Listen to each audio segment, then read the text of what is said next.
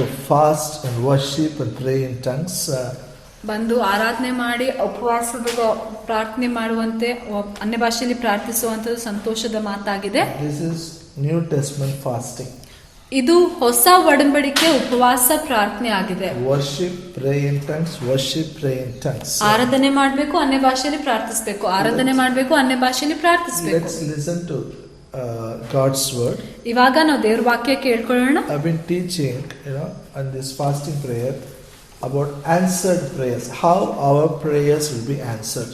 ಕೆಲವು ವಾರಗಳಿಂದ ಉಪವಾಸ ಪ್ರಾರ್ಥನೆಗಳಲ್ಲಿ ನಾನು ಪ್ರಾರ್ಥನೆಗಳಿಗೆ ಉತ್ತರ ಹೊಂದಿಕೊಂಡಿದ್ದೇವೆ ಎನ್ನುವ ವಿಷಯದ ಬಗ್ಗೆ ನಾವು ಕಲಿಸ್ತಾ ಇದ್ದೇನೆ. Turn your Bible to Gospel of John 15th chapter. ನಿಮ್ಮ ಬೈಬಲ್ಗಳನ್ನು verse 7. ಯೋಹಾನನ್ ಬರೆದ ಸುವಾರ್ತೆ 15ನೇ ಅಧ್ಯಾಯಕ್ಕೆ ತಿರುಗಿಸಿ ನಾವು 7ನೇ ವಾಕ್ಯ ಓದ್ಕೊಳ್ಳೋಣ. ಯೋಹಾನ 15:7.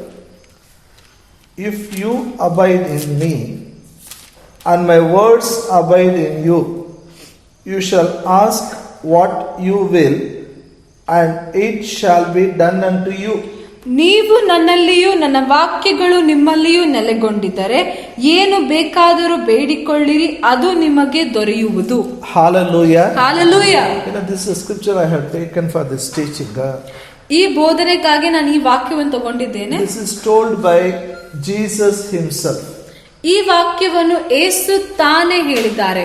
If you abide in me and my words abide in you, you shall ask what you will, and it shall be done unto you. ನೀವು ನನ್ನಲ್ಲಿಯೂ ನನ್ನ ಮಾತುಗಳು ನನ್ನ ವಾಕ್ಯಗಳು ನಿನ್ನಲ್ಲಿಯೂ ನೆಲೆಗೊಂಡಿದ್ದರೆ ಏನು ಬೇಕಾದ್ರೂ ಪ್ರಾರ್ಥನೆ ಮಾಡಿದ್ರೆ ಬೇಡಿಕೊಂಡ್ರೆ ನಿಮಗೆ ಸಿಗ್ತದೆ. When we accept Jesus Christ as a savior, we abide in him. ಯೇಸು ಕ್ರಿಸ್ತನನ್ನು ರಕ್ಷಕನಾಗಿ ಸ್ವೀಕಾರ ಮಾಡಿಕೊಂಡಾಗ ನಾವು ಆತನಲ್ಲಿ ನೆಲೆಗೊಳ್ತೇವೆ. And he wants his word, the word of God should abide in us, stay in our heart. ಮತ್ತು ಯೇಸು ಸ್ವಾಮಿ ಬಯಸ್ತಾರೆ ಆತನ ವಾಕ್ಯವು ನಮ್ಮೊಳಗೆ ನೆಲೆಗೊಳ್ಬೇಕು. Why he is saying today when I teach you will understand. ಯಾಕೆ ನೆಲೆಗೊಳ್ಬೇಕು ಅಂತ ಹೇಳ್ತಾ ಇದ್ದಾರೆ ಅಂದ್ರೆ ಇವತ್ತು ಕಲಿಸ್ತೇನೆ ನಿಮ್ಗೆ ಅರ್ಥ ಆಗ್ತದೆ. But the good thing is whatever you ask it will be done to you. ಆದ್ರೆ ಒಳ್ಳೆ ಮಾತೇನಂದ್ರೆ ನೀವ್ ಏನೆಲ್ಲ ಬೇಡಿಕೊಳ್ತೀರೋ ಅದು ನಿಮಗೆ ದೊರೆಯುತ್ತದೆ. Whatever you pray, answers has to come. ಅದ್ರ ಅರ್ಥ ಏನಂದ್ರೆ ನೀವ್ ಏನೆಲ್ಲ ಪ್ರಾರ್ಥನೆ ಮಾಡ್ತೀರೋ ಅದಕ್ಕೆ ಉತ್ತರಗಳು ಬರಲೇಬೇಕು. 100% answers. 100% ಉತ್ತರಗಳು. There will not be one thing where I will tell, you will tell, God has not answered my prayer. ಒಂದು ಸಲ ಕೂಡ ನೀವು ಅಥವಾ ನಾವು ದೇವ್ರ ಪ್ರಾರ್ಥನೆಗೆ ಉತ್ತರ ಕೊಟ್ಟಿಲ್ಲ ಅಂತ ಹೇಳುವಂತದ್ದು ಬರಲ್ಲ. Now that's what we're trying to learn. ಅದೇ ನಾವು ಕಲಿತಾ ಇದ್ದೇವೆ. Why God answers our prayer? ಯಾಕೆ ದೇವ್ರು ನಾವು ಪ್ರಾರ್ಥನೆಗಳಿಗೆ ಉತ್ತರ ಕೊಡ್ತಾರೆ? I told you God has his role to play and we have our role to play. ನಾನು ಹೇಳಿದ್ದೆ ದೇವರು ತಮ್ಮ ಪಾತ್ರವನ್ನು ವಹಿಸ್ತಾರೆ, ನಾವು ನಮ್ಮ ಪಾತ್ರವನ್ನು ಮಾಡಬೇಕು. God will never commit mistake. He is always good.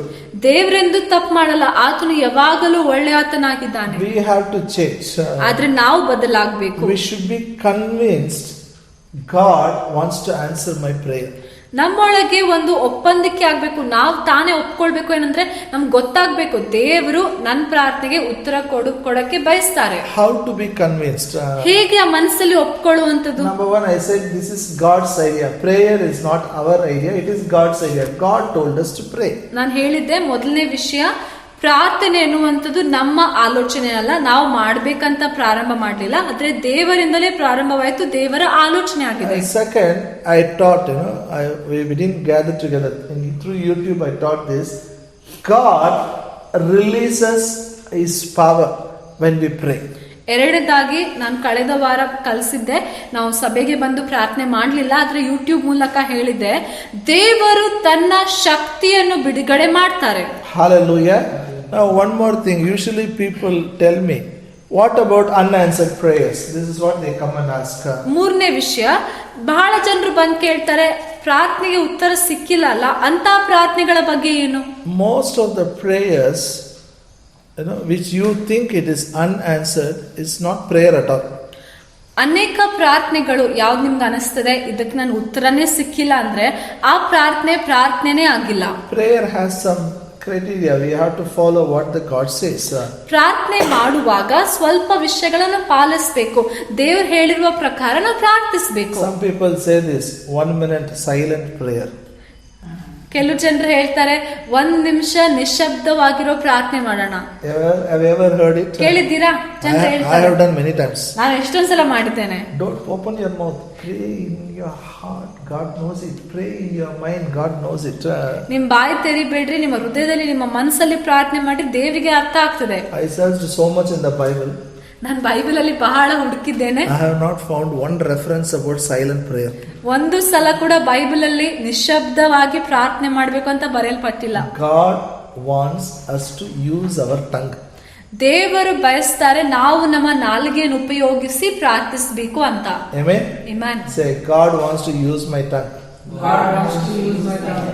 ನಾನಿಂದ ಹೇಳ್ರಿ, ದೇವರು ಬಯಸ್ತಾರೆ ನಾವು ನಾಲಿಗೆಯನ್ನು ಉಪಯೋಗಿಸಿ ಪ್ರಾರ್ಥಿಸಬೇಕು.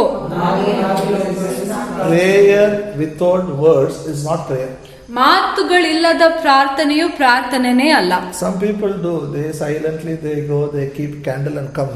ಕೆಲವು ಜನರು ಮಾಡ್ತಾರೆ, ನಿಶಬ್ದವಾಗಿ ಹೋಗ್ತಾರೆ, ಅಲ್ಲಿ ಮೇಣಬತ್ತಿ ಇಟ್ಟು ಬರ್ತಾರೆ. So, evening 6 o'clock they'll light the candle. They keep one photograph of Jesus. They do all those things.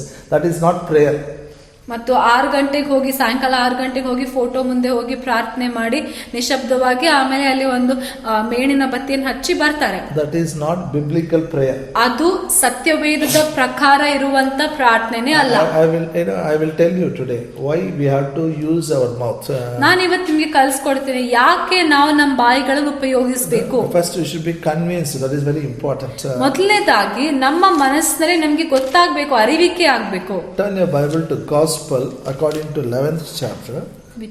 Luke Gospel 11th chapter verse 1 and 2. ನಿಮ್ಮ ಬೈಬಲ್ಗಳನ್ನು ಲೂಕನು ಬರೆದ ಸುವಾರ್ತೆ 11ನೇ ಅಧ್ಯಾಯಕ್ಕೆ ತಿರುಗಿಸಿ verse 1 and 2. 1-2 ಲೂಕ 11:1-2. And it came to pass that as he was praying in a certain place, when he ceased, one of his disciples said unto him, Lord, teach us to pray, as John also taught his disciples. And he said unto them, when you pray, say, Our Father which art in heaven, hallowed be thy name. Thy kingdom come, thy will be done, as in heaven so in earth. ಆತನು ಒಂದಾನೊಂದು ಸ್ಥಳದಲ್ಲಿ ಪ್ರಾರ್ಥನೆ ಮಾಡಿ ಮುಗಿಸಿದಾಗ ಆತನ ಶಿಷ್ಯರಲ್ಲಿ ಒಬ್ಬನು ಆತನಿಗೆ, ಸ್ವಾಮಿ, ಯೋಹಾನನು ತನ್ನ ಶಿಷ್ಯರಿಗೆ ಕಲಿಸಿದ ಹಾಗೆ ನಮಗೂ ಪ್ರಾರ್ಥನೆ ಮಾಡುವುದನ್ನು ಕಲಿಸು ಎಂದು ಕೇಳಿದನು. ಅದಕ್ಕಾತನು, ನೀವು ಪ್ರಾರ್ಥಿಸುವಾಗ, ತಂದೆಯೇ, ನಿನ್ನ ನಾಮವು ಪರಿಶುದ್ಧವೆಂದು ಎಣಿಸಲ್ಪಡಲಿ, ನಿನ್ನ ರಾಜ್ಯವು ಬರಲಿ ಅಂದನು. Hallelujah. His disciples came and asked Jesus, teach us to pray. See, John's disciples, they are praying. We want to pray like you, teach us to pray. ಯೇಸುವಿನ ಶಿಷ್ಯರು ಯೇಸುವಿನ ಹತ್ರ ಬಂದು ಹೇಳ್ತಾರೆ, ಯೇಸುವೆ, ಪ್ರಾರ್ಥನೆ ಮಾಡೋದರ ಬಗ್ಗೆ ನಮ್ಗೆ ಕಲ್ಸ್ಕೊಡು. ಅಲ್ಲಿ ಯೋಹಾನನ ತನ್ನ ಶಿಷ್ಯರಿಗೆ ಕಲಿಸಿದ, ನಮಗೂ ಕಲಿಸು. You teach us. ನೀನ್ ನಮ್ಗೆ ಕಲಿಸು. So Jesus said, okay, I will teach you. ಯೇಸು ಹೇಳ್ತಾರೆ, ಪರವಾಗಿಲ್ಲ, ನಾನು ಕಲಿಸ್ತೇನೆ. He says, when you pray, say. That's how God starts it. When you pray, say.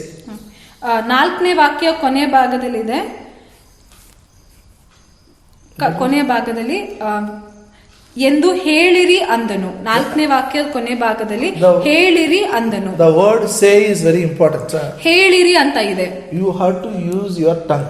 ನೀವು ನಿಮ್ಮ ನಾಲಿಗೆಯನ್ನು ಉಪಯೋಗಿಸಿ ಹೇಳಬೇಕು. Because in your tongue there is a life and death. ಯಾಕೆಂದರೆ ನಿಮ್ಮ ನಾಲಿಗೆಯಲ್ಲಿ ಜೀವ ಮರಣ ಇದೆ. No, brother, sometimes I closed my eyes and I prayed, it happened. ಕೆಲವು ಜನರು ಹೇಳ್ತಾರೆ, ಇಲ್ಲ ಸಹೋದರರೇ, ಕೆಲವೊಂದ್ಸಲ ನಾನು ಕಣ್ಮುಚ್ಚಿ ಪ್ರಾರ್ಥನೆ ಮಾಡಿದ್ದೆ, ಆಯ್ತು. Many times it happens. ಬಹಳಷ್ಟು ಸಲ ಆಗ್ತದೆ. Sometimes without prayer also it will happen. ಕೆಲವೊಂದ್ಸಲ ಪ್ರಾರ್ಥನೆ ಇಲ್ಲದೇನೆ ಕಾರ್ಯಗಳಾಗ್ತವೆ. Why should I pray? ಅಂದ್ರೆ ಯಾಕೆ ಪ್ರಾರ್ಥಿಸಬೇಕು? Hallelujah. Do you pray for sunlight to come? ಅಲ್ಲಿ ಸೂರ್ಯನ ಬೆಳಕು ಬರ್ಬೇಕು ಅಂತ ಪ್ರಾರ್ಥಿಸ್ತೀರಾ? It comes. ಅದ್ ಬರ್ತದೆ. Do you pray for rain to come? It comes, it happens. ಮಳೆ ಬರ್ಬೇಕು ಅಂತ ಪ್ರಾರ್ಥಿಸ್ತೀರಾ, ಮಳೆ ಬರ್ತದೆ, ಅದಾಗ್ತದೆ. It rains for everybody. It rains for Christians also. It rains for Muslims, Hindus. Everybody it rains. ಮಳೆ ಎಲ್ರಿಗಾಗಿ ಆಗ್ತದೆ, ಕ್ರಿಶ್ಚಿಯನ್ಗಳಿಗಾಗಿ, ಹಿಂದೂಗಳಿಗಾಗಿ, ಮುಸ್ಲಿಂ ಜನರಿಗಾಗಿ, ಎಲ್ರಿಗೂ ಮಳೆ ಬರ್ತದೆ. Why it happens? ಅದ್ಯಾಕೆ? I'll read the scripture. ವಾಕ್ಯ ನೋಡ್ಕೊಳ್ಳೋಣ. Matthew 5th chapter verse 45. ಮತ್ತಾಯ 5ನೇ ಅಧ್ಯಾಯ 45ನೇ ವಾಕ್ಯ.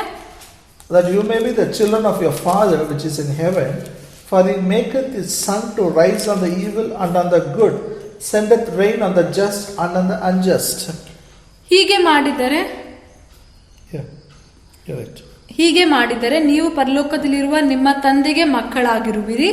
ಆತನು ಕೆಟ್ಟವರ ಮೇಲೆಯೂ ಒಳ್ಳೆಯವರ ಮೇಲೆಯೂ ತನ್ನ ಸೂರ್ಯನು ಮೂಡುವಂತೆ ಮಾಡುತ್ತಾನೆ, ನೀತಿವಂತರ ಮೇಲೆಯೂ ಅನೀತಿವಂತರ ಮೇಲೆಯೂ ಮಳೆ ಸುರಿಸುತ್ತಾನೆ. See, this is called as a common grace. ನೋಡ್ರಿ, ಇದಕ್ಕೆ ಸಾಮಾನ್ಯವಾಗಿರುವಂತ ಕೃಪೆ ಅಂತ ಕರಿತೇವೆ. Biblical teaching we say common grace. It is a grace for everybody. ಸಹಜವಾಗಿರುವಂತ ಕೃಪೆ ಅಂದ್ರೆ ಸಾಮಾನ್ಯವಾಗಿ ಎಲ್ರಿಗೂ ಇಂತಹ ಕೃಪೆ ಇದೆ. But ಆದ್ರೆ we all are born again children of God. ನಾವೆಲ್ಲರೂ ಹೊಸದಾಗಿ ಹುಟ್ಟಿರುವಂತ ದೇವರ ಮಕ್ಕಳು. We have a special grace. ನಮಗೆ ವಿಶೇಷವಾಗಿರುವ ಕೃಪೆ ಇದೆ. What is a special grace? ಆ ವಿಶೇಷ ಕೃಪೆ ಯಾವುದು? Ephesians 2:8. ಎಫೆಸದವರಿಗೆ 2ನೇ ಅಧ್ಯಾಯ 8ನೇ ವಾಕ್ಯ.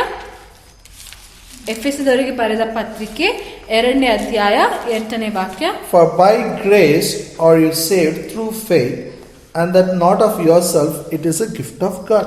ನಂಬಿಕೆಯ ಮೂಲಕ ಕೃಪೆಯಿಂದಲೇ ರಕ್ಷಣೆ ಹೊಂದಿದವರಾಗಿದ್ದೀರಿ. ಆ ರಕ್ಷಣೆಯು ನಿಮ್ಮಿಂದುಂಟಾದದ್ದಲ್ಲ, ಅದು ದೇವರ ವರವೇ. Hallelujah. Hallelujah. How we are saved? ನಾವು ಹೇಗೆ ರಕ್ಷಣೆ ಹೊಂದಿದ್ವಿ? We all made a salvation prayer. ನಾವೆಲ್ಲರೂ ರಕ್ಷಣೆ ಪ್ರಾರ್ಥನೆಯನ್ನು ಮಾಡಿದ್ವಿ. Yes or no? ಹೌದಾ ಇಲ್ಲ? Somebody preached the gospel. ಯಾರು ಸುವಾರ್ತೆ ಸಾರಿದ್ರು, We believed it, what Jesus has done. ಏಸು ಕ್ರಿಸ್ತನು ಮಾಡಿರುವಂತದನ್ನ ನಂಬಿದ್ವಿ. And we told with our mouth. ನಮ್ಮ ಬಾಯಿಂದ ಅರಿಕೆ ಮಾಡಿದ್ವಿ. Hallelujah. So what grace provides, by faith you have to take. ಕೃಪೆಯು ಯಾವುದನ್ನು ಒದಗಿಸಿತ್ತೋ ಅದನ್ನು ನಂಬಿಕೆಯಿಂದ ನಾವು ತಗೊಳ್ಬೇಕು. Whatever that special grace provides through the cross of Calvary, we have to take it by faith. ನಮಗಿರುವಂತ ಆ ವಿಶೇಷ ಕೃಪೆಯು ಶಿಲುಬೆಯ ಮೂಲಕ ಏನೆಲ್ಲ ಒದಗಿಸಿದ್ಯೋ ಅದನ್ನು ನಂಬಿಕೆಯಿಂದ ತಗೊಳ್ಬೇಕು. Faith is not silent. Faith always is loud. You have to speak. ನಂಬಿಕೆ ಎನ್ನುವುದು ನಿಶಬ್ದವಾಗಿ ಮಾಡುವಂತದಲ್ಲ, ನಂಬಿಕೆಯಲ್ಲಿ ಶಬ್ದ ಇದೆ, ನಾವು ಮಾತಾಡಬೇಕು. Hallelujah. Now again turn your Bible to Mark 11th chapter. ಇನ್ನೊಂದ್ಸಲ ಮಾರ್ಕನು ಬರೆದ ಸುವಾರ್ತೆ 11ನೇ ಅಧ್ಯಾಯಕ್ಕೆ ತಿರುಗಿಸಿ Verse 24. 24ನೇ ವಾಕ್ಯ. Therefore I say unto you, what things ever you desire, when you pray, believe that you receive them, you shall have them. ಮಾರ್ಕನು ಬರೆದ ಸುವಾರ್ತೆ 11ನೇ ಅಧ್ಯಾಯ 24ನೇ ವಾಕ್ಯ. ಆದ ಕಾರಣ ನೀವು ಪ್ರಾರ್ಥನೆ ಮಾಡಿ ಏನೇನು ಬೇಡಿಕೊಳ್ಳುತ್ತೀರೋ ಅದನ್ನೆಲ್ಲ ಹೊಂದಿದವರೆಂದು ನಂಬಿದರೆ ಅದು ನಿಮಗೆ ಸಿಕ್ಕುವುದೆಂದು ನಿಮಗೆ ಹೇಳುತ್ತೇನೆ. This is whatever you desire. This translation says, whatever you desire, you pray. English ಅಲ್ಲಿ ಹೇಳ್ತಿದೆ, ನೀವೇನೆಲ್ಲ ಆಸೆ ಪಡ್ತೀರೋ ಅದನ್ನು ಪ್ರಾರ್ಥಿಸಿರಿ. So what is prayer? ಪ್ರಾರ್ಥನೆ ಏನು? Spoken desires. ಪ್ರಾರ್ಥನೆ ಅಂದ್ರೆ ಆಸೆಗಳನ್ನು ಮಾತಿನಲ್ಲಿ ಹಾಕುವುದು. What desire you have in your heart, you pray. That is prayer. You speak. That is prayer. ಪ್ರಾರ್ಥನೆ ಏನು? ನಮ್ಮ ಹೃದಯದಲ್ಲಿ ಏನೆಲ್ಲ ಆಸೆ ಇದೆಯೋ, ಆಸೆಗಳಿದಾವೋ ಅದನ್ನೆಲ್ಲ ಮಾತಿನಿಂದ ಹೇಳುವಂತದ್ದು.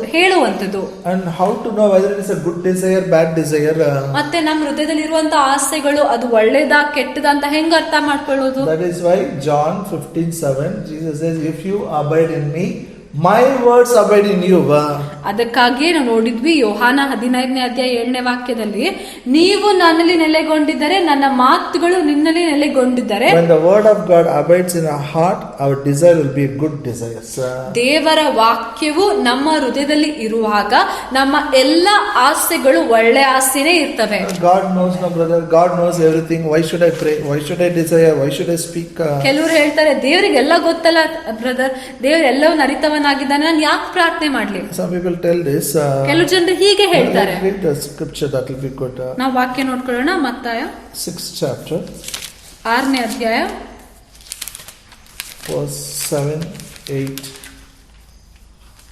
ಮತ್ತಾಯ 6ನೇ ಅಧ್ಯಾಯ 7-8 and 9. 7-8-9. When you pray, use not vain repetitions as the heathen do, for they think they shall be heard, not for their much speaking. Be not ye therefore like unto them, for your Father knows whatever things you need of him before you ask him. After this manner, therefore, pray ye. Yeah. ಮತ್ತಾಯ 6ನೇ ಅಧ್ಯಾಯ 7-8-9 ಓದ್ತೇನೆ, ಕೇಳ್ರಿ. ಆದರೆ ಪ್ರಾರ್ಥನೆ ಮಾಡುವಾಗ ಅಜ್ಞಾನಿಗಳ ಹಾಗೆ ಹೇಳಿದ್ದನ್ನೇ ಸುಮ್ಮನೆ ಹೇಳಬೇಡ. ಅವರು ಬಹಳ ಮಾತುಗಳನ್ನಾಡಿದರೆ ತಮ್ಮ ಪ್ರಾರ್ಥನೆಯನ್ನು ದೇವರು ಕೇಳುತ್ತಾನೆಂದು ನೆನೆಸುತ್ತಾರೆ. ಆದುದರಿಂದ ನೀವು ಅವರ ಹಾಗೆ ಆಗಬೇಡಿರಿ. ನೀವು ನಿಮ್ಮ ತಂದೆಯನ್ನು ಬೇಡಿಕೊಳ್ಳುವುದಕ್ಕಿಂತ ಮುಂಚೆಯೇ ನಿಮಗೆ ಏನೇನು ಅಗತ್ಯವೆಂಬುದು ಆತನಿಗೆ ತಿಳಿದದೆ. ಆದುದರಿಂದ ನೀವು ಹೀಗೆ ಪ್ರಾರ್ಥನೆ ಮಾಡತಕ್ಕದ್ದು. Listen. ಈ ಕಡೆ ಕೇಳ್ರಿ. He says, don't just keep on repeating the words. ಇಲ್ಲಿ ಹೇಳ್ತಾ ಇದ್ದಾನೆ, ಸುಮ್ನೆ ಮಾತುಗಳನ್ನು ಪದೇ ಪದೇ ಹೇಳ್ಬಾರ್ದು. Some people pray or listen, same statement 10 times they will tell. ಕೆಲವು ಜನರು ಪ್ರಾರ್ಥನೆ ಕೇಳ್ರಿ, ಒಂದೇ ಮಾತು 10 ಸಲ ಹೇಳ್ತಾರೆ. ಕೊಡಿದೇವ್ರೆ ಆಮೇಲೆ ಹೇಳ್ತಿಲ್ಲ. Vain repetition. ವ್ಯರ್ಥವಾಗಿ ಪದೇ ಪದೇ ಮಾತುಗಳನ್ನು ಹಾಕ್ತಾರೆ. There is no point in. Some people will be talking to God like how they talk with some people like that. They'll keep on talking. Lord, I went. Lord, I came. Lord, I did. Lord, I did this. Lord, you did this. Lord. They'll just talk.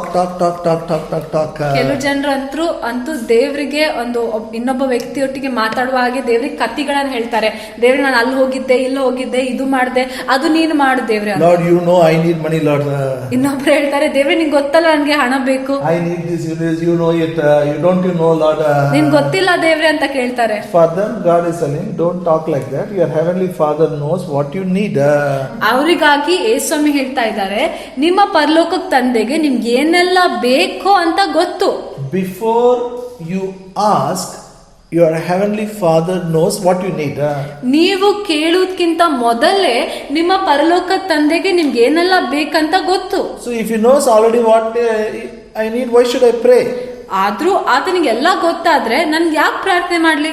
Jesus said this, then he says pray in this manner.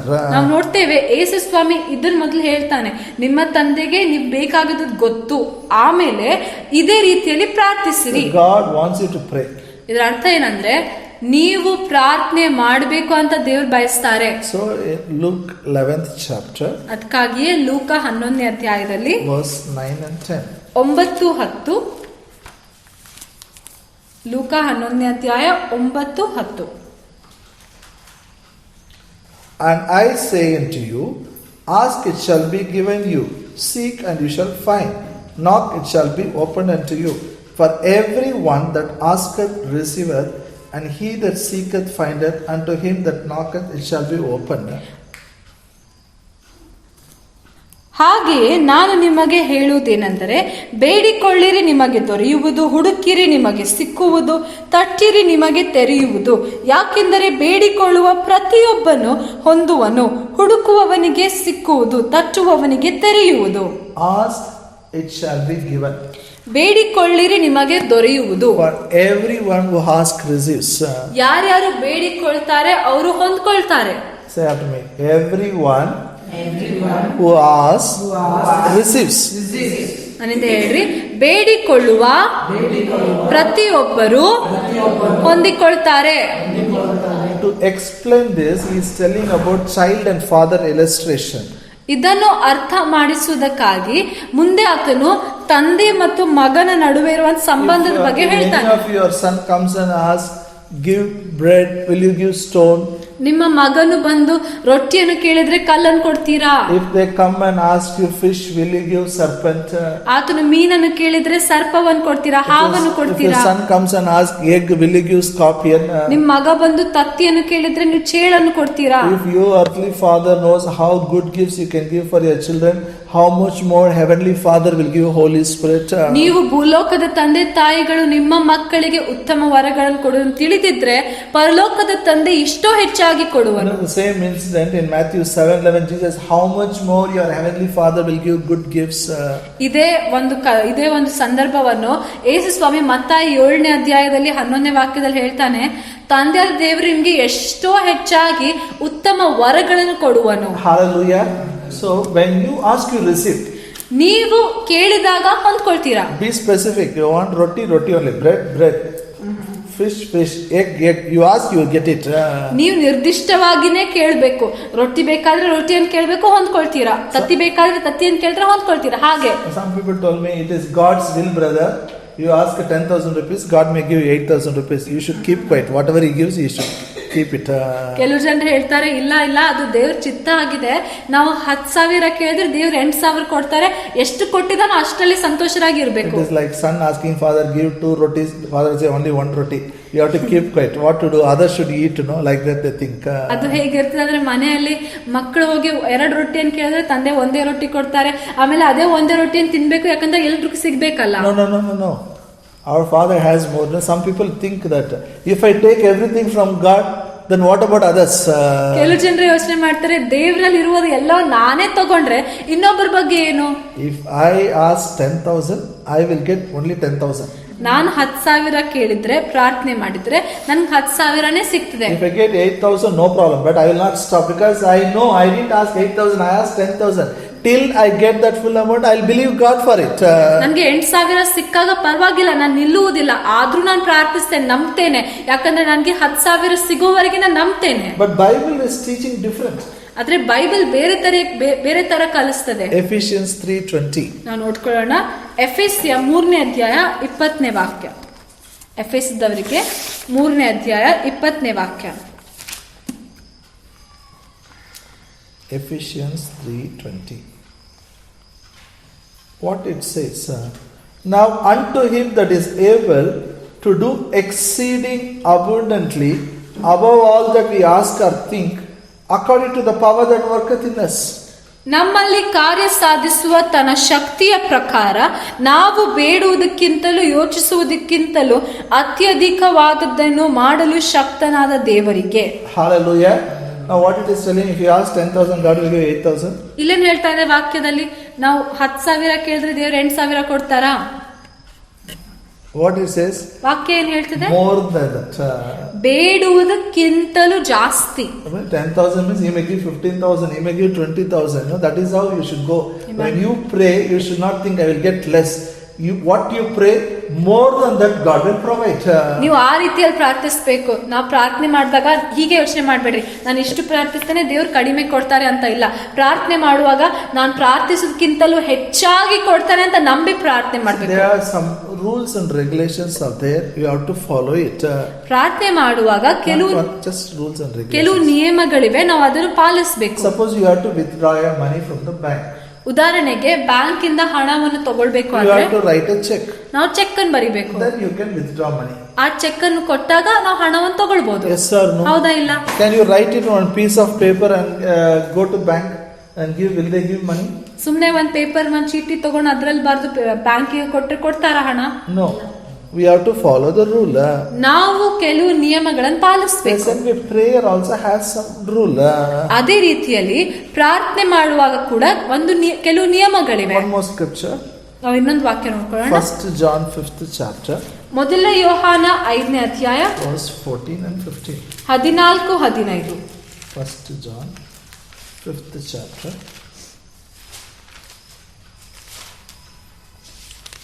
ಮೊದಲನೇ ಯೋಹಾನ 5ನೇ ಅಧ್ಯಾಯ 14-15. And this is the confidence that we have in Him, that if we ask anything according to His will, He heareth us. And if we know that He hears us, whatsoever we ask, we know that we have the petitions that we desire of Him. ನಾವು ದೇವರ ಚಿತ್ತಾನುಸಾರವಾಗಿ ಏನಾದರೂ ಬೇಡಿಕೊಂಡರೆ ಆತನು ನಮ್ಮ ವಿಜ್ಞಾಪನೆಯನ್ನು ಕೇಳುತ್ತಾನೆಂಬ ಧೈರ್ಯವು ಆತನ ವಿಷಯವಾಗಿ ನಮಗುಂಟು. ನಾವು ಏನು ಬೇಡಿಕೊಂಡರೂ ಆತನು ನಮ್ಮ ವಿಜ್ಞಾಪನೆಯನ್ನು ಕೇಳುತ್ತಾನೆಂಬುದು ನಮಗೆ ಗೊತ್ತಾಗಿದ್ದರೆ ನಾವು ಬೇಡಿದವುಗಳು ಆತನಿಂದ ನಮಗೆ ದೊರೆಯುವವೆಂಬುದು ನಮಗೆ ಗೊತ್ತಾಗಿದೆ. Hallelujah. This is the confidence we have in Him. ನಮಗೆ ಆತನಲ್ಲಿ ಇಂಥ ಭರವಸೆ ಇದೆ. If we ask anything according to His will, He hears us. ಆತನ ಚಿತ್ತಾನುಸಾರವಾಗಿ ಏನಾದ್ರೂ ಪ್ರಾರ್ಥನೆ ಮಾಡಿದ್ರೆ ಆತನು ಕೇಳುತ್ತಾನೆ. Amen. Amen. Say in English, this is a confidence I have in Him. Whatever I ask according to His will, He hears me. ಆತನ ಚಿತ್ತಾನುಸಾರವಾಗಿ ನಾನು ಬೇಡುವುದೆಲ್ಲವನ್ನು ಆತನು ಕೇಳುತ್ತಾನೆಂಬ ಭರವಸೆ ನನ್ನಲ್ಲಿದೆ. Now what is His will? ಆತನ ಚಿತ್ತ ಅಂದ್ರೆ ಏನು? ಚಿತ್ತ ಏನಾಗಿದೆ? How to know His will? ದೇವರ ಚಿತ್ತ ಹೇಗೆ ಅರ್ಥ ಮಾಡ್ಕೊಳ್ಬೇಕು? Hello? How to know His will? ದೇವರ ಚಿತ್ತ ಹೇಗೆ ಅರ್ಥ ಮಾಡ್ಕೊಳ್ಬೇಕು? ಹೇಗೆ ತಿಳಿಬೇಕು? His word reveals His will. ಆತನ ವಾಕ್ಯವೇ ಆತನ ಚಿತ್ತವನ್ನು ತೋರಿಸ್ತದೆ, ಪ್ರಕಟಿಸ್ತದೆ. That is why Jesus said, if you abide in me, my words abide in you. ಅದಕ್ಕಾಗಿಯೇ ಯೇಸು ಸ್ವಾಮಿ ಹೇಳಿದ್ರು, ನೀವು ನನ್ನಲ್ಲಿ ನೆಲೆಗೊಂಡ್ರೆ ನನ್ನ ವಾಕ್ಯವು ನಿಮ್ಮಲ್ಲಿ ನೆಲೆಗೊಂಡಿದ್ದಾಗ. Look at the Bible now. ನೋಡ್ರಿ ಈ ವಾಕ್ಯವನ್ನು. 1 John 5:14. ಇಲ್ಲೇ ನೋಡ್ರಿ, ಮೊದಲನೇ ಯೋಹಾನ 5ನೇ ಅಧ್ಯಾಯ 14ನೇ It ವಾಕ್ಯ. says according to His will. ದೇವರ ಚಿತ್ತಾನುಸಾರವಾಗಿ. Do you find that word? ಇದೆಯಾ ವಾಕ್ಯದಲ್ಲಿ? So that instead of will, replace it with the word. ಆ ಚಿತ್ತ ಅನ್ನೋ ಬದಲು ವಾಕ್ಯ ಅಂತ ಬರೀರಿ. Means according to His word He hears us. ದೇವರ ವಾಕ್ಯಾನುಸಾರವಾಗಿ ಏನಾದ್ರೂ ಬೇಡಿಕೊಂಡ್ರೆ ಆತನು ವಿಜ್ಞಾಪನೆಯನ್ನು ಕೇಳುತ್ತಾನೆ. I read like this now.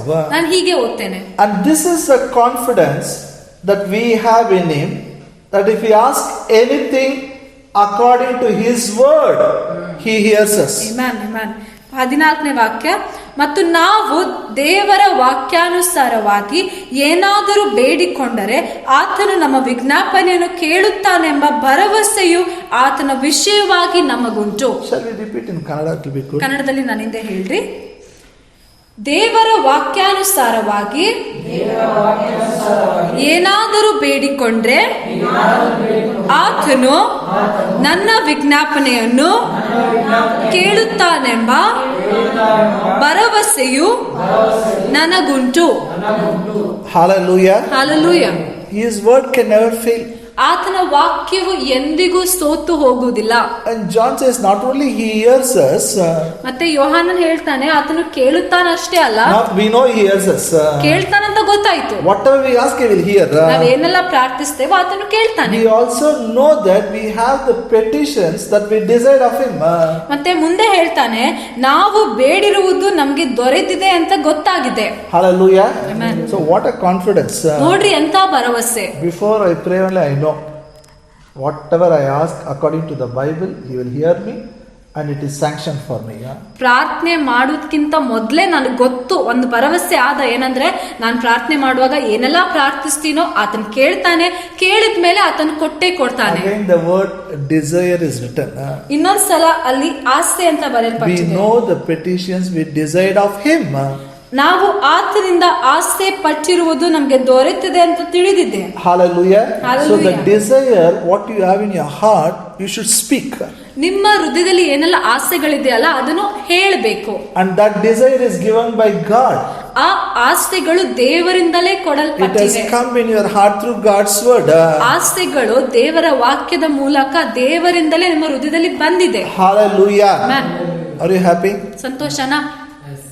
Many times we stop when we don't know the word.